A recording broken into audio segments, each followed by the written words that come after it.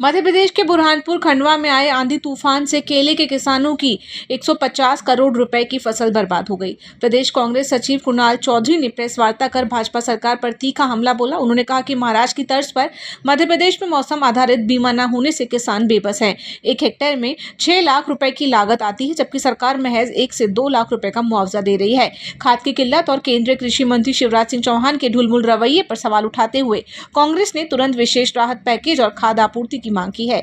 कि क्या हालत मध्य प्रदेश के किसान की है और क्या हालत वहां पे, मतलब एक किसान जिसका कल रोते हुए मुझे फोन आया कि उसके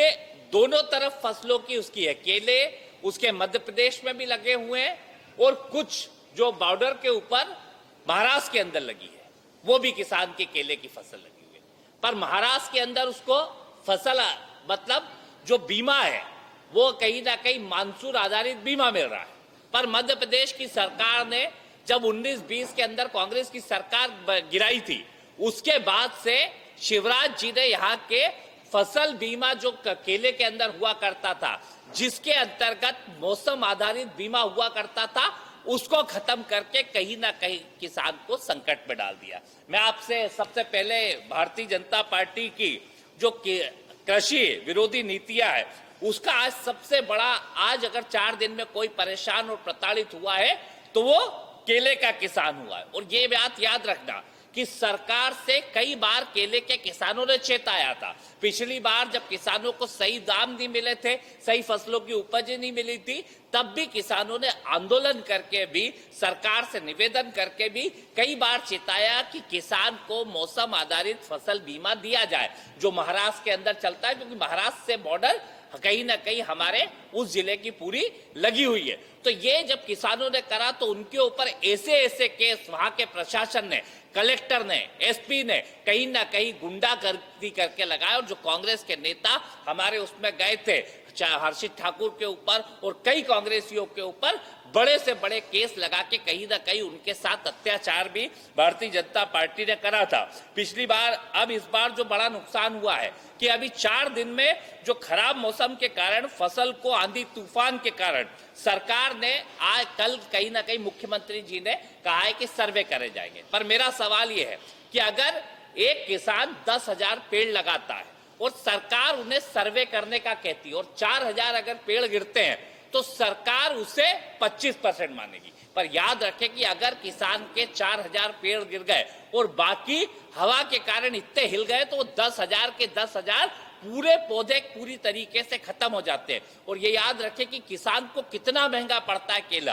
क्योंकि एक केले का जो रोप पड़ता है वो लगभग उसके ऊपर पूरा तैयार करने में 125 रुपए के आसपास खर्चा आता है, 125 से 150 रुपए। और इस बार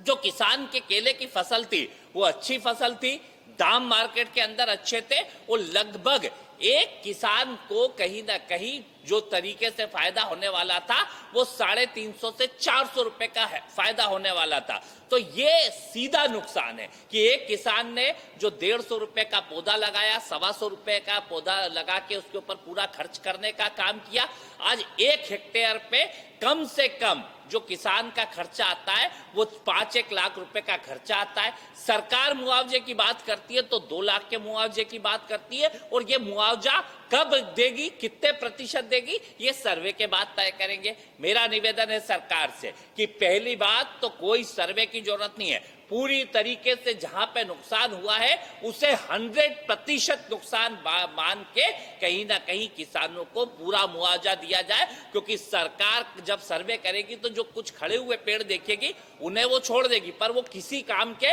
वो पेड़ नहीं बचते। और किसानों को कहीं ना कहीं जो समस्या है कि आप कृषि आधारित बीमा जो महाराष्ट्र में चलता है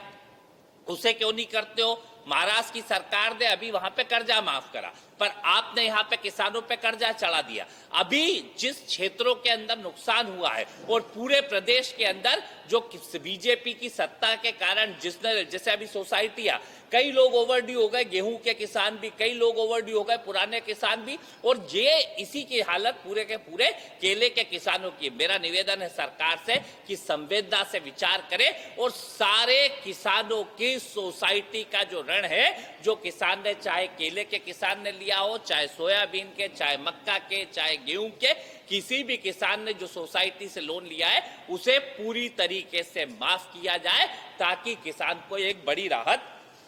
इस साल के अंदर कहीं ना कहीं मिलने का काम हो। एमएस टीवी के लिए स्वाति ओगले की रिपोर्ट।